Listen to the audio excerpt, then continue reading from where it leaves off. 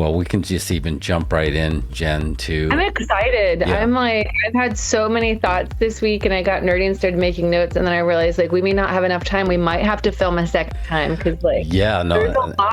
And I'm excited to make this positive, right? Yes. I feel like there's this notion of May is Mental Health Month kind of being this tread lightly and let's be, or people are uncomfortable with it, but it's I just think it can and should be this very generative. That's the a more really good point. It doesn't have.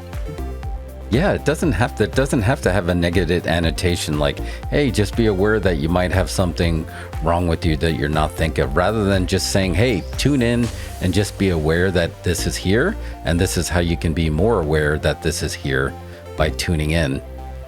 So I like it. Because last year's was great. I mean, last year, almost, very close to the day, we had the tips on beating job anxiety and finding balance at work. And it was just kind of something that turned into, it really was just a conversation we were having. Very organic, general. We didn't lay anything out, and we just talked for 2 hours. As we do.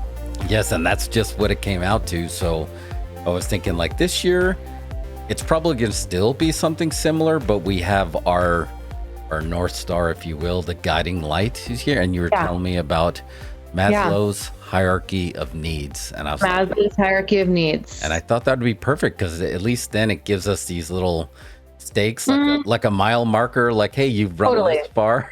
So, totally. And so just get a little bit into even what that means, because I'm assuming, I think you said it's thinking like a pyramid. Yeah. So a little bit of background. I love Maslow. Abraham Maslow came out of the 40s and 50s, very smart guy, and was part of the genesis of the positive psychology movement that basically said, hey, instead of pathologizing everything to be on the lookout for what's wrong, which is a very Western way of being, wants to look out, triage, fix. It's also a very mammalian survival way of being oriented. Find the problem, fight or flight, fix the problem. But Abraham Maslow was one of the many people that pioneered the positive psychology movement. And part of that was he introduced Maslow's hierarchy of needs, which from his perspective were the elements that he was seeing most commonly in those that seemed to directionally have a good sense of well-being in their life. And that could mean anything from just generally happiness, somebody that was optimistic, or somebody that maybe had in some regard been considered to be very successful in their realm. And so Maslow's hierarchy of needs was basically a pyramid where he identified 5 elements to be mindful of in the spirit of well-being. Let me see if I can quiz myself and get these right. At the bottom of the period, one was physiological. Okay. So that's getting into physical needs, to keep it real simple. Okay. Next one up was security. So kind of like your shelter. In modern day, we'd say finances. The third one is a sense of belonging. So our relationships, our family, our friends, our community. Fourth one is self-esteem, which is your general sense of confidence and agency in the world and achievement. And then the fifth one was self-actualization, which gets into this notion of identifying what uniquely makes you tick, what are your gifts, and what is the unique contribution you can make in this world to make an impact, to leave a legacy. And so those were the 5 key components of Maslow's hierarchy of needs. And from my perspective as, a therapist, a coach, a leader, whatever it is, a human being, I feel like it's a really great framework to think about mental health from, because people can get really caught up in mental health being just a brain. Yeah. And then you've got a bunch of people that are very dismissive of it that say, oh, it's just in your head, ironically. But that's all in your head. Well, as it turns out, it's holistically involved in our minds, our bodies, our connection with nature, with others. It's an all-encompassing thing. And I think that Maslow's hierarchy of needs gives us a really tangible framework to think about this from. That's a good way to put it. And I think we talked about this before, and at least, and I've done some reading, a little bit of reading on this as well, of just like, where are your thoughts actually? Because you're talking about it's all in your head, but we talk about like there's memory cells all throughout your body, not just your head. So like in my old wrestling injury, you know, the doctor would even say you're holding some trauma here, or you call it muscle memory. You're like, right, when you're gym, or as we know, like heartache is actually a memory that's actually contained here and not here, right? So when you say it's all in your head, it's just like, well, no, well, scientifically speaking, it's kind of everywhere, right? It's your whole body, and it's all working in sync. Yeah, absolutely. And I mean, that's the thing, is for anybody that takes like a minute, a beat to do a little bit of research on this, it's just, there's so much there. And so something that you referenced, this whole mind-body connection relative to memories, the best book I can recommend for anybody that wants to know more about that has been clinically studied and proven, is a book called The Body Keeps the Score, by the author Gabor Mate. He's one of the pioneers in this field. And he shares in a really accessible way all this research that's been done, for instance, with veterans. And he talks a lot about things like post-traumatic stress disorder and what's actually happening in those situations. And it doesn't need to be as acute as battle. It can be a heartbreak. Right. It can be when you're a younger kiddo and got bit by a dog. Battles are subjective, right? Yeah, it can be you were younger as a kid and you got lost in the woods or in the store, the grocery store, and couldn't find your mom. Like in general, your body that's designed to survive, it remembers these moments when something happened, when in that point in time it felt bigger than what you were able to cope with or to handle in a subconscious way even. And so again, we could have an entire, and maybe we will later this year, entire session just about that. But yes, the body does remember and it carries those memories. And that's why like a lot of times people can have this moment, like if you're doing if you do rollers at all and rolling out your muscles, and suddenly there can be this release and people will say they had a flash of this memory from years ago. Yeah. And they may cry and they're even like, what's happening? I've had that happen. I've had like massages when all of a sudden like tears are coming out of off down your face, and you're like, wait, what's happening right now? Like I'm not. And not because it's trigger point that, right? Not because it's deep tissue, which makes me cry, period. Yes, because it's painful, frankly. Like, to be honest, we're not talking about that. You're not crying because it's painful. Tears are coming from this well of a memory that the body holds onto. Yeah, it's funny you say that. I'll share a quick story that it came up again recently, but there was a football player on the Kansas City Chiefs that a really funny meme came out that every time a horse would come on the field, he would be like, whoa. And he'd be like, horses, I don't mess with horses. I got like, he got out of there. And it was funny because though his reaction's like, I'm not worried about her. I'm worried about the horse. Like he's this giant hulking football player. And it was just funny.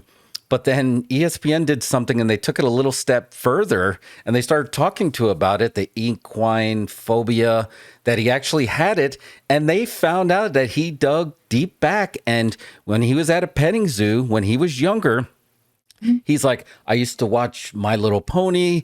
Horses always had sunshine and rainbows, and they were always so. He walked into the petting zoo very lackadaisical, and a pony bit him. And he said, and he looked at the pony like he remembered, like he was telling the person, he's like, I looked at this pony and I felt so betrayed. I was like, no sunshine, no rainbows, huh? You bit me. And it turned into like this phobia with the horses. And then they brought him on the field and they explained to him. And then he kind of went face to face with the horse. And I just thought, wow, this is really, it was a funny meme that turned into something that there was a little bit of, like you were saying, the body held on to the trauma of when he was little, that he got betrayed and bit by a pony. So, Yeah. so Yeah. and his body held on to it, and it kind of like, it was very funny, and he was kind of laughing about it, but it was still there.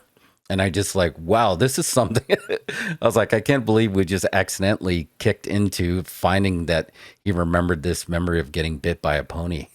Yeah, it's wild. And and a lot of people will be like, "Oh, that's ridiculous. You don't remember stuff like that." And they try to make it seem like, "Oh, that's just a therapist saying, 'Tell me about your childhood.'" Well, actually, as it turns out, again, scientifically proven, because generally, and we don't have time to dive completely into intricacies of how elegant the neurological system is, but what happens is if you think about your brain, Dan Siegel is an interpersonal neurobiology expert that this model. But if you think about your brain like this, and this is your brain stem, so basic survival, your systems, stuff that you don't even have to think about, they just happen. Yes. Okay. So this is, we'll just keep it simple. Like this is brainstem. Middle is kind of what I'll call like your lizard brain, which is where the amygdala is. And this is our prefrontal cortex where we think we spend most of our days. It's like executive functioning. It's us talking here. It's to-do lists. It's achievement. But what people don't realize is so much of our system is driven by this more primitive, primal. Yeah, it's like, I kind of like to say the lizard brain, the wizard brain. Wizard is what makes us human and where we think we spend most of the time, but it's that lizard brain that really is fascinating and is so much more active and at play than most people realize. But when there's a trauma that happens, like his situation as a kiddo with the pony, something happens that is a threat, that is perceived as a threat to our survival. And so that lizard brain springs into action, fight or flight. Yeah. We feel our bodies, heart starts beating. It's all about survival. But oftentimes what happens is that moment, if our body is not able to process the adrenaline that has been generated by that moment and that memory, it gets stuck. And so later in life, anything that reminds the lizard brain of that moment, it'll trigger the fight or flight response because it's trying to protect us. But the difference is it can't tell time. So it like, he may have even been, like you said, in this lovely place where it's so safe, or he just smelled a pony, like the senses, especially anything your senses take in that reminds that primal brain of that previous moment. Physiologically, it will trigger the fight or flight response, and you will feel like that thing may be happening all over again. And so it's why, at a real basic level, veterans, when there's fireworks or they hear a motorcycle, backfire. Yeah.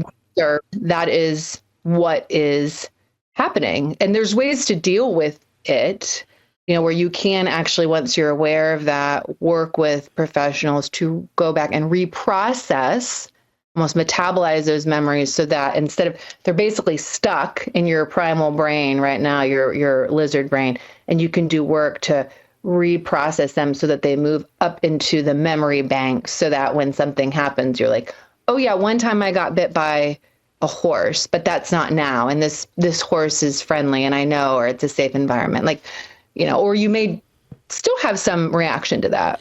But, wow, we really dove in. This is not what I was expecting we were going to talk about at all. It's what happens. But you wrote lizard versus wizard brain has been written into my long-term memory, and I will never forget that now. But yeah. Well, just to be clear, all the neurologists out there who I'm sure will be tuning in to watch us, but they will be like, roll their eyes. It's so oversimplified. So again, I am not a neurological expert. That is so much more complex than that. But that's just But that's a good way for us normies out here that need to kind of need rolling with my normies. Yes, that's right. Like it. Help us remember it. So let's do this then. Let's go through each hierarchy one at a time, because I did notice a trend, and I'm sure this is intentional. When you were talking about this, it does seem like it starts physical on the hierarchy, and it seemed to end very, very almost, if it went physical, mental, and almost spiritual with no religious undertone, but like you said, that self-actualization, sense of self. Our one of our favorite shows, we talk about Shrinking Harrison Ford, right? He's just like gets into like the big, what did he call it? I have 2 episodes left. Oh, I won't say it then, but I think he brought that up, right? He calls it the field, right? Yeah. What is life trying to teach you with what is happening? Yes. What is life trying to teach you right now? That could be a whole nother episode. That could be another one. But yeah, let's start in the physical, right? Because that's where a lot of us start. Because I noticed, like, getting back to, you notice a lot of the people that are almost kind of looked on like, wow, I can't believe you took the time to get up at 5 a.m. and do all this crazy exercise before you get into the exercise. But you notice there's a positivity to those people that also can't be replicated, that almost becomes addicting, like the endorphins of just like, wow, I've already did more before 9 a.m. and now I'm really ready to tackle the day. Is that go along those lines of that first hierarchy of like, you're physically taking care of yourself and you're getting there? Yeah. So I hesitate because, Jeff Gretler, all the people out there that are not waking up at 5 a.m. Yeah, no, just an example. Some people now like, awesome, it's the beginning of Mental Health Awareness Month and I'm shot and I'm even more depressed and more anxious because there's nothing in me that wants to do that. I am one of those people. For all of y'all out there, I'm getting up at 5 a.m. and no, like there's sleep just is nice. cadence. So there's, and I think that's the important thing. We could start with, this could be, maybe this is a teaser, and if there's interest in the topics, we can do deeper dives. But if you think about mental health, okay, it is not just an issue of your brain, because there are connections electrically between our brain and the rest of our body.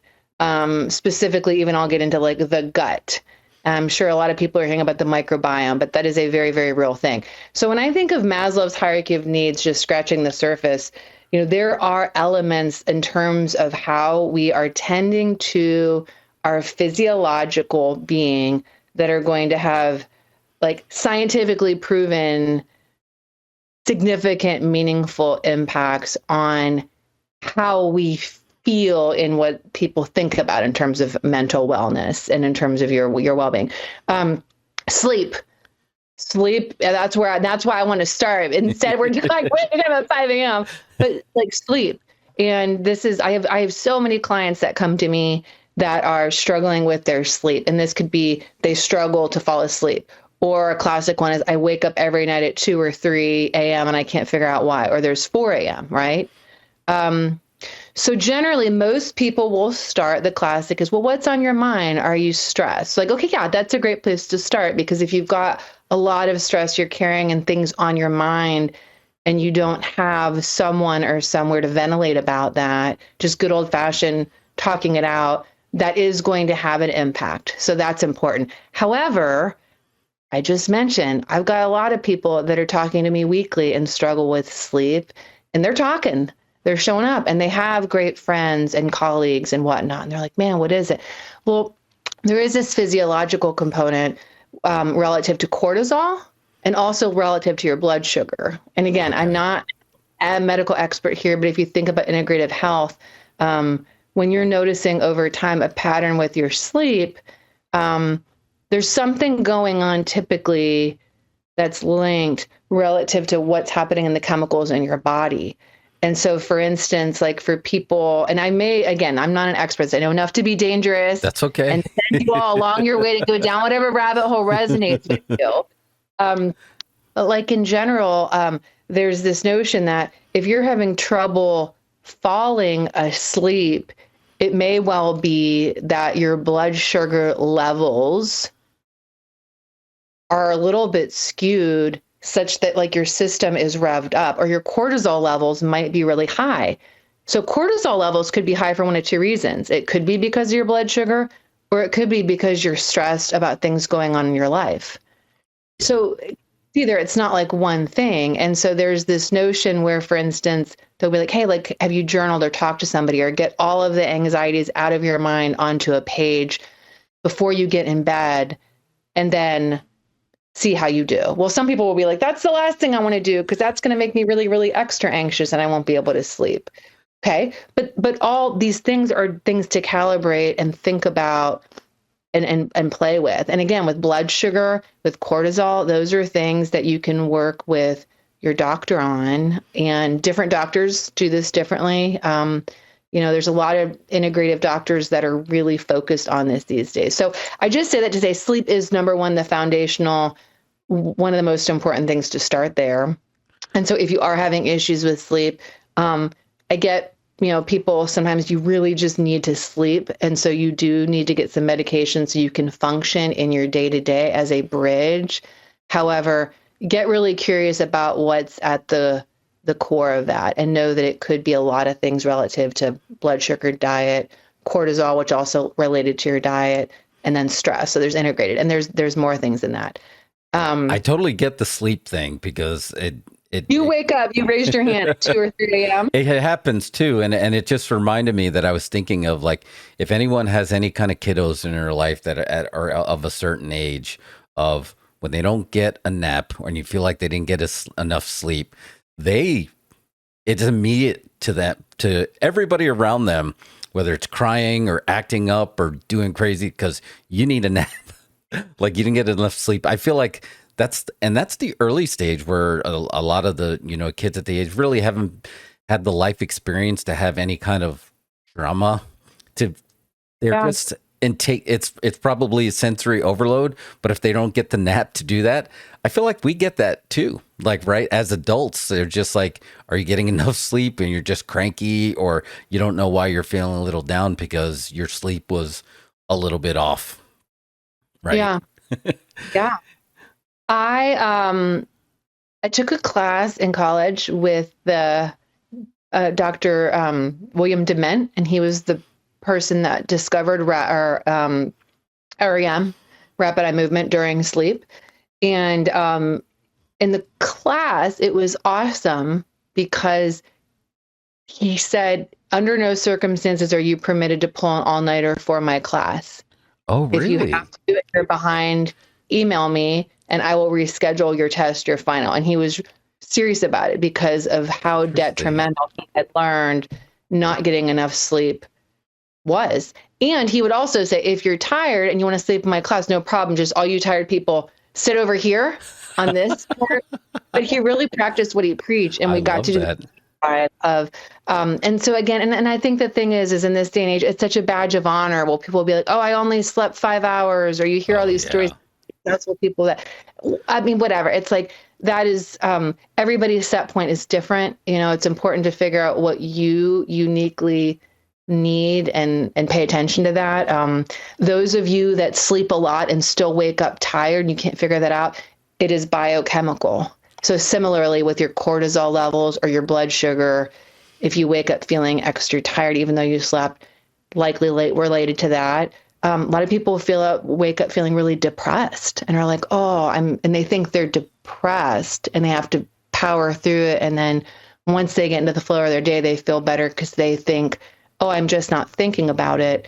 That can be a part of it. However, get really curious about those cortisol levels, about your blood sugar, about what's going on internally, because there's such a powerful link there that people just don't realize is there. And they can spend a lot of their life thinking they are a certain way or they have to deal with this fate. And everybody's different.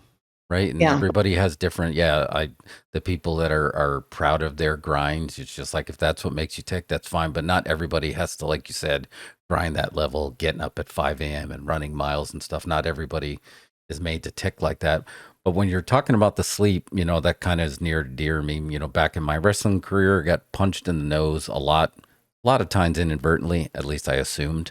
But it really started messing. I had to go do a few sleep studies because there's just like, you're, found out that it's just like I was not being well rested. So then they did the studies and I went and had all the stuff to my face, and I got the CAT scan of there, and it turns out, there was scar tissue there, but it just kind of got me hooked on the data of just like understanding how your sleep was affecting you. So, I got my 2 watches and I'm very hooked on the data. And one thing that I did notice over the years, that when my sleep is bad, I notice my heart rate fluctuates. Like you can have a nice heart rate when the sleep is good and you can see how long you're in REM.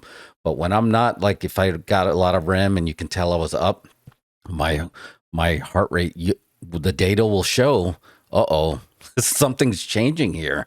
So it really does go hand in hand that now we can actually see that data, which thinking, even 20, 30 years ago, that probably wasn't even possible to see that. Now you can draw a line to what you're saying. To know that that is absolutely the case, that there's an interconnectivity here, and it's not just about sleep.